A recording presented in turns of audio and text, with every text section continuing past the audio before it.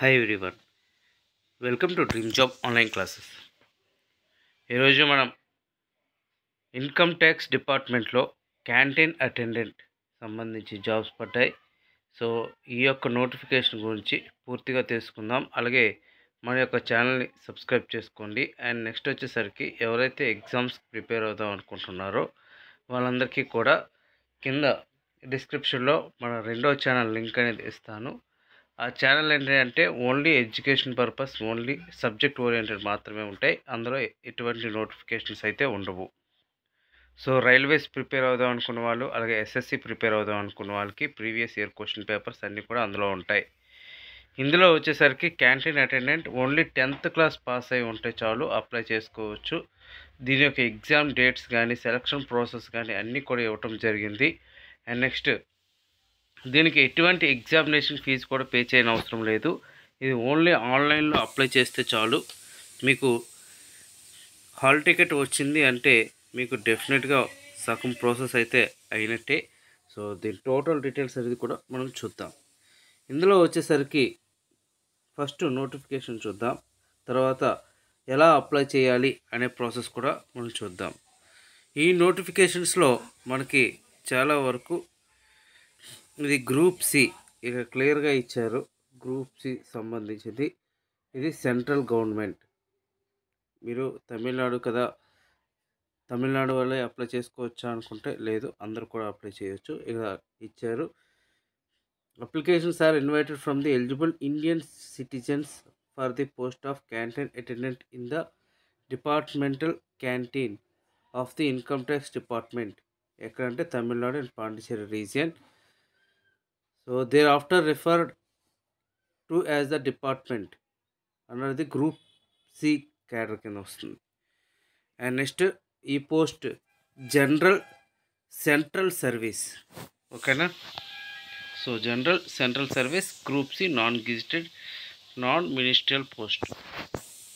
Total vacancies ఎన్ని ఉన్నాయంటే 25 vacancies ఉన్నాయి. ఒక వేకెన్సీ పీడబ్ల్యూబీటీకి ఉంది. ఇది పే స్కేల్ ఎలా ఉంటుంది అంటే లెవెల్ 1 మీకు శాలరీ అంటే ఎంటీఎస్కి టీఎంఎంకి ఎంత శాలరీ ఉంటుందో అంతే ఉంటుంది. 7th CPC. ఎవరు అప్లై చేయొచ్చు అంటే ఇండియన్ సిటిజన్స్ అప్లై చేయొచ్చు.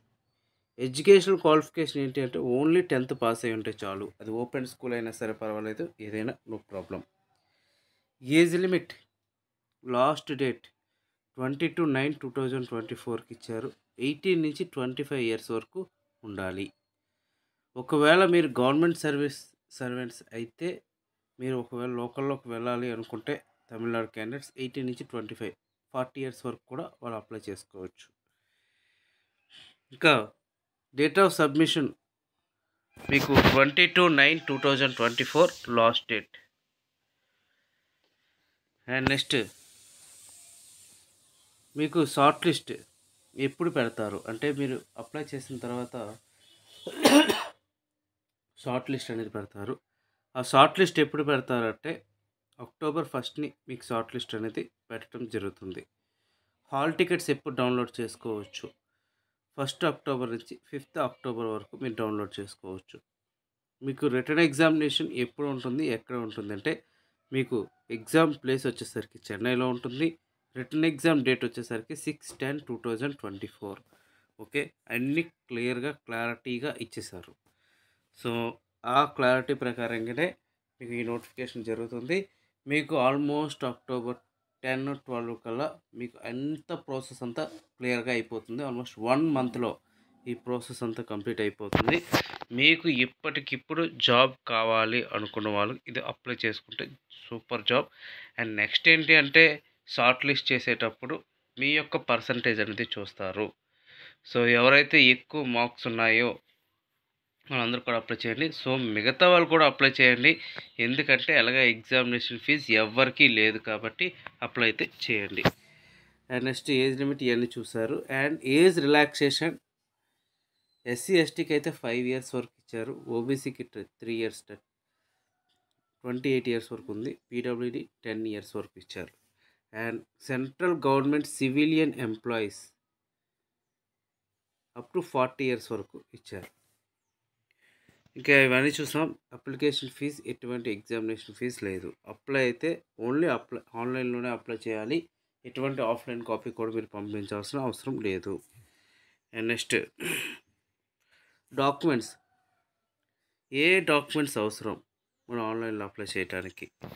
So 10th class mark list అవసరం, ఓబీసీ సర్టిఫికేట్ అవసరం, అండ్ ఏజ్ రిలాక్సేషన్, ఒకవేళ మీరు ఎక్స్ సర్వీస్ మ్యాన్ కానీ సెంట్రల్ గవర్నమెంట్ ఎంప్లాయ్ అయితే ఏజ్ రిలాక్సేషన్ పెట్టాలి. And 1 passport size photograph with full name and date of photograph taked before 3 months for the date of this notification. And signature అనేది scanned signature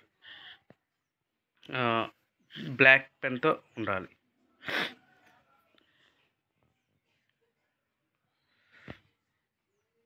next valid photo ID proof, Aadhaar card, PAN card, passport, driving licence, ఇది ఏదో ఒకటి ఉంటే సరిపోతుంది.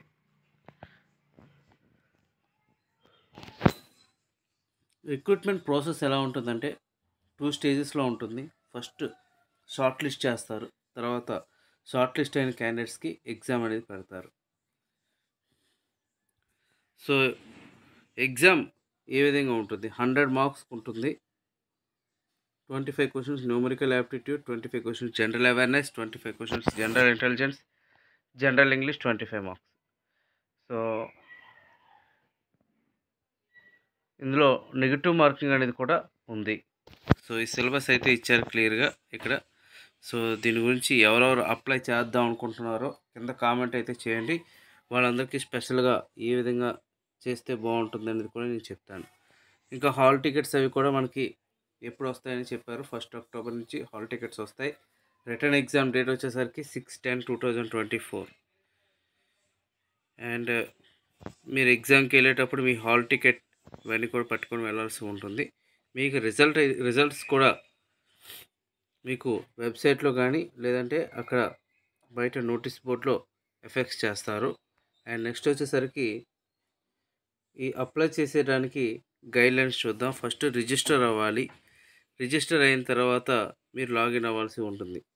రిజిస్ట్రేషన్లో మీ first name, last name, mobile number, email ID, password ఇవన్నీ కూడా సక్సెస్ఫుల్గా సబ్మిట్ చేసి తర్వాత లాగిన్ అనేది అవ్వాల్సి ఉంటుంది.